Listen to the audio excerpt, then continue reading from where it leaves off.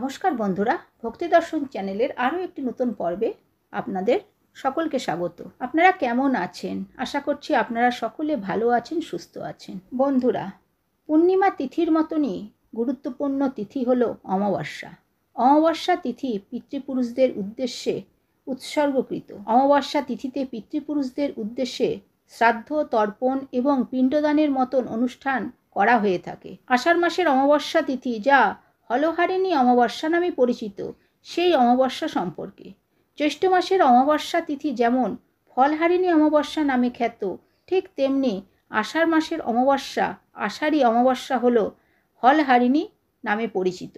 এই তিথির সাথে কৃষিকার্যের বিশেষ সংযোগ রয়েছে। উড়িষ্যায় এই তিথিতে লাঙলের পুজো করা হয় এবং কৃষি দেবতার অর্চনা করা হয় ভালো ফসলের জন্য। পঞ্জিকা অনুসারে আগামী 5 জুলাই 2024 বাংলার 20 আষাঢ় 1431 শুক্রবার পালিত হবে আষাঢ়ী অমাবস্যা। এই বিশেষ দিনে কিছু কিছু কাজ করলে পিতৃদোষ থেকে মুক্তি পাওয়া যায়।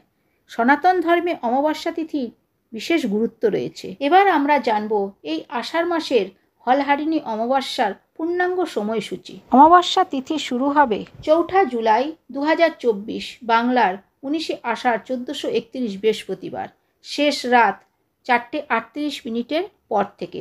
অমাবস্যা তিথি সমাপ্ত হবে 5 জুলাই 2024 বাংলার 20 আষাঢ় 1431 শুক্রবার, শেষ রাত্রি 4:05। এই দিন গঙ্গা স্নানের বিশেষ সময় হলো 5 জুলাই শুক্রবার সকাল 5:30 পর থেকে সন্ধে 6:49 মধ্যে। অমাবস্যার নিশি পালন করা হবে 5 জুলাই 2024 বাংলার 20 আষাঢ় 1431 শুক্রবার। এবার জানবো এই দিন কি করলে পিতৃদোষ থেকে মুক্তি পাওয়া যায়। এই দিন কোনো পবিত্র নদীতে স্নান করুন।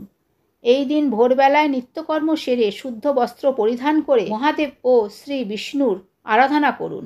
আমাদের পিতৃপুরুষরা আমাদের উপর সন্তুষ্ট থাকলে আমাদের জীবনে সুখ ও সমৃদ্ধি বর্ষিত হয়। তাই এই দিন পূর্বপুরুষদের উদ্দেশ্যে তর্পণ ও পিণ্ডদান করুন।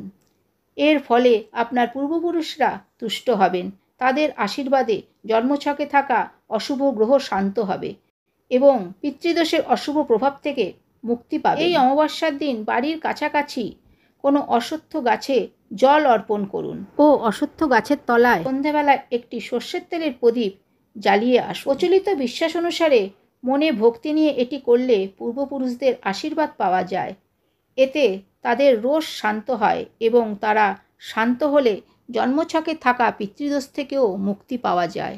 এই তিথিতে কোনো শুভকর্ম করবেন না। এছাড়া এই তিথিতে কোনো রকম ক্ষৌরকর্ম যেমন দাড়ি কাটা, নখ কাটা, চুল কাটা এগুলো করবেন না। এই অমাবস্যা যেহেতু হলহারিণী নামে পরিচিত, তাই এই তিথিতে অনেক জায়গায় বৃক্ষরোপণ করা হয়ে থাকে। এই দিন বাড়ির কাছাকাছি কোনো জায়গায় বৃক্ষরোপণ করুন। তো বন্ধুরা, আজকের ভিডিওটি এই পর্যন্তই। যদি ভিডিওটি ভালো লাগে তাহলে অবশ্যই ভক্তি দর্শন চ্যানেলটিকে সাবস্ক্রাইব করে সঙ্গে থাকুন। ভালো থাকবেন, সুস্থ থাকবেন। ধন্যবাদ।